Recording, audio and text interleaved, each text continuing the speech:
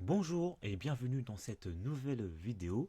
Tout d'abord, je vous invite à vous abonner si ce n'est pas déjà fait, afin que vous puissiez recevoir les notifications concernant mes nouvelles vidéos à venir. Aujourd'hui, dans cette nouvelle vidéo, je vais vous présenter la différence entre le capital social et les capitaux propres. Le capital social et les capitaux propres sont deux termes clés en comptabilité qui sont souvent confondus. En effet, ces deux termes sont similaires mais ils désignent des éléments bien différents.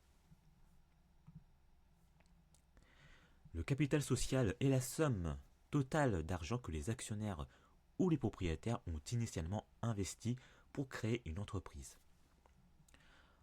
Alors le capital est égal à la somme des montants totaux des différents apports effectués par les associés ou les actionnaires. Alors nous distinguons principalement trois types d'apports. Nous avons l'apport en numéraire, c'est-à-dire les liquidités. Nous avons l'apport en nature, c'est-à-dire les biens mobiliers ou immobiliers. Et nous avons les apports en industrie, c'est-à-dire le savoir-faire, les compétences et le travail de l'associé.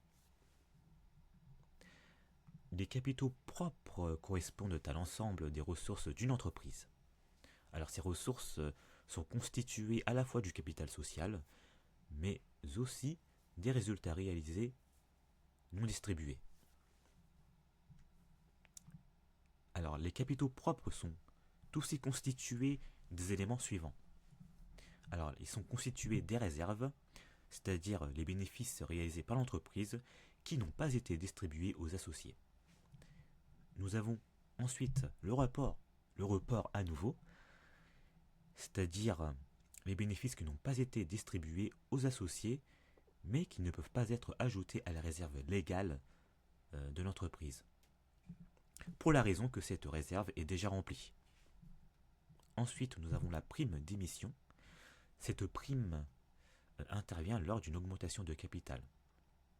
Il s'agit d'un droit, entre guillemets, il s'agit d'un droit d'entrée pour les nouveaux associés que les nouveaux associés doivent payer. Ensuite, nous avons les subventions d'investissement. Les subventions d'investissement, ce sont les aides financières provenant d'une collectivité territoriale. Et nous avons enfin les provisions réglementées. Donc les provisions réglementées, en d'autres termes, il s'agit d'un montant mis de côté par l'entreprise afin de faire face à une charge dont le montant n'est pas connu définitivement.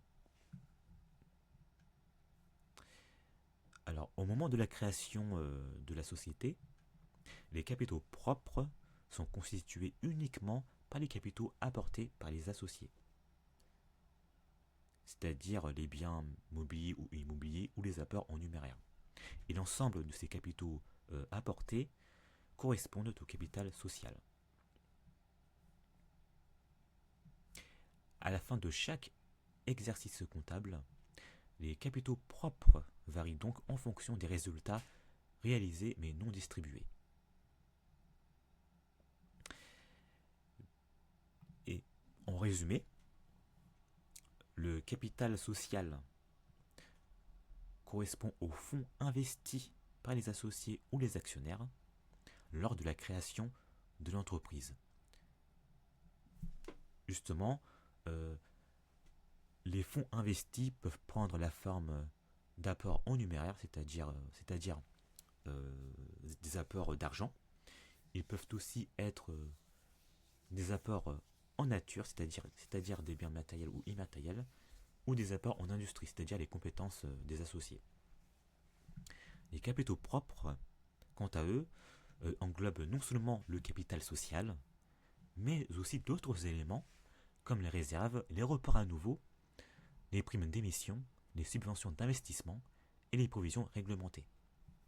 Alors, les capitaux propres évoluent chaque année en fonction des résultats de l'entreprise. Et ils reflètent la solidité financière de l'entreprise aussi. Alors j'espère que cette vidéo vous a permis de mieux comprendre la différence entre le capital social et les capitaux propres. Alors si vous avez des questions ou des remarques, n'hésitez pas à me les poser dans les commentaires. Je me ferai un plaisir de vous répondre. Et si vous avez apprécié cette vidéo, n'hésitez pas à liker ou à partager. Je vous dis à très bientôt.